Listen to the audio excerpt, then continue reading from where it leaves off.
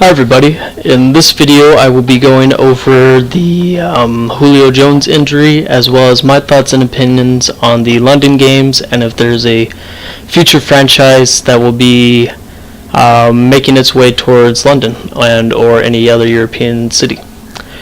Starting off, we have the Julio Jones injury. It looks like it's a season-ending injury that will definitely affect the Atlanta Falcons, who are already looking not as good as they were last year. Let's just say that. They've been doing terrible, comparatively speaking, to last year. Julio Jones was one of the bright spots the Atlanta Falcons had on their offense this year. Their defense has never been up to par, as I believed, or I've ever thought. They've been good, but that offense was the main reason Atlanta has gone as far as they have in the past few years. Now take Julio Jones away and you've lost your home run hit. He is one of the best physical, gifted wide receivers in the league at this point. Very fast, very fluid, can make a move very few wide receivers can make in their skill set. And so with that I believe takes away pretty much all their chance of going anywhere this season. And there might be some long-term implications because of that. This season is because you just lost your home run threat, one of the few bright spots this season so far, and now you have Roddy White, who is also confirmed to be having a hamstring injury. And so that's going to also affect the Atlanta Falcons offense. If that's the case, then the next few games, everybody's just going to double or triple cover Tony Gonzalez, which will not be good for the Atlanta Falcons offense at all. I believe Steven Jackson is the running back. He has not been up to par as he has in the last few seasons. The running game hasn't been as, well, let's just say it's not as much as what they were expecting to get out of it when they first made the acquisition at the free agency this year. Okay, so with that said, the long-term implications are that this is most likely for certain Tony Gonzalez's last year. I say for certain, but he has changed his mind before. He might pull a Brett Favre and just keep saying no, and then come back at the last minute. And there is magic to be had at that. I mean, Brett Favre had an amazing season with the Vikings when they got him the first year around. I don't count the second year as anything. That wasn't what we were expecting, and that didn't turn out how we wanted it at all. But with that said, Tony Gonzalez is that once-in-a-generation type tight end.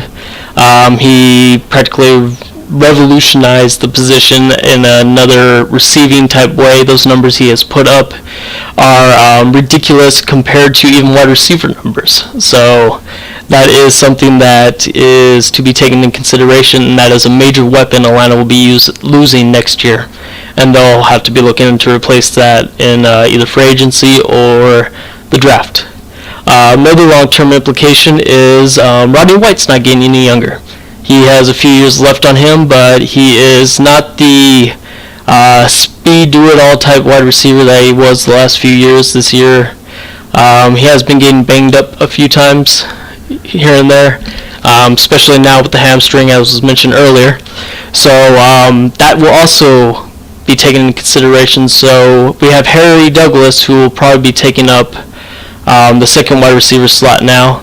He is much more of a slot receiver, I believe. I don't know anybody else on the Atlanta roster that might be taking that place that has shown any type of production, really, comparatively speaking to Julio Jones and Roddy White, which were one of the best wide receiver tandems in the league in the past few years. That also brings up the point that Atlanta Falcons offense is now no longer the threat that it used to be. Obviously, I know I was going into what the future holds, and with that said, this will also implicate them in the long term. If Tony Gonzalez goes out, they will have only two wide receivers, one that isn't getting any younger and one that will be coming off a season-ending injury for next year. And the one thing that the Falcons had going for them these past few years was they had one of the most dynamic passing attacks in the league, and now that's gone. Just not as effective as it will be in the future. Especially with Tony Gonzalez out, that whole middle is now going to be not a safe throw for Ryan anymore. He's not going to have that amazing tight end weapon that will open things in the middle for him. His safety net is what I want to call it. Safety net. So he's not going to have that anymore. He might find a tight end that can probably cover a little bit of the loss, but I don't think they'll find anybody as to what Tony Gonzalez has been for them in this offense. So my outlook, Atlanta Falcons have a little bit of rebuilding on either the offense or defense, however they want to go in the future. Who knows how Mike Smith will be doing. I don't think he'll be let go in the near future. They'll probably give him another year or so to see how they take on these next few years, but I don't see any season explosive power they had the last 2 seasons before now. And that is probably the major reason why they're having such struggles, is they lost what kept them in the games for so many years, and so that's my opinions on that. Coming up, we have the London games. This is another issue or topic that I wanted to cover eventually, and I thought I would do it now since the Julio Jones injury thing wasn't a long discussion. With the London games, we have 3 more already committed for next year, and they're still considering more. As far as just the home game of the NFL going to London, having a home game that way for one team and the away team for the other team, not a big problem. I mean, I thought was going to be a major disadvantage for any team that comes into London as a home team, because they basically lose that home game for that season and have to go to London, which in most cases you don't know what the fans are going to be like. You don't know if they're going to root for the home team or the away team. My Minnesota Vikings got lucky in the 4th game against the Pittsburgh Steelers. It looked like everybody was wearing purple and gold in the stands that day, so that was awesome to see. But like I said, I've seen European fans are completely different from American fans.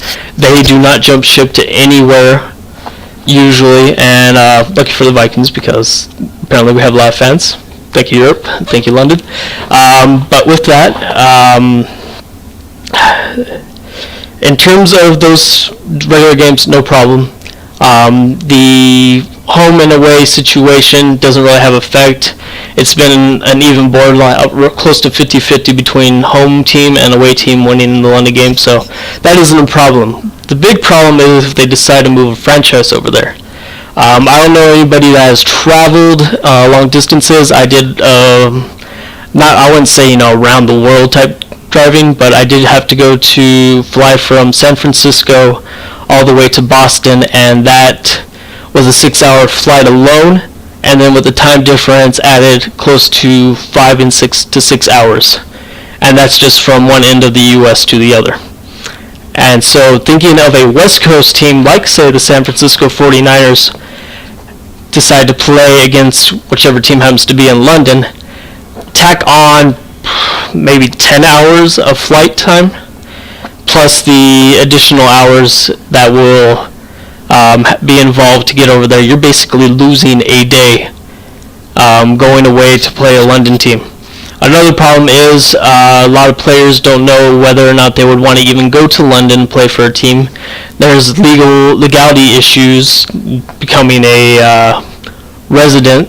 You have to go through a bunch of different paperwork and other legal issues to become a resident of any country. It depends on different countries how it works, but it's still something that has to be done. And so that is another issue going with the London games. Also, like I said, the London crowd, or I'm just going to say British crowd, because there's more than just London involved in this, is the whole UK. Those fans tend to be very loyal. Once they pick a team, they're sticking with it no matter what.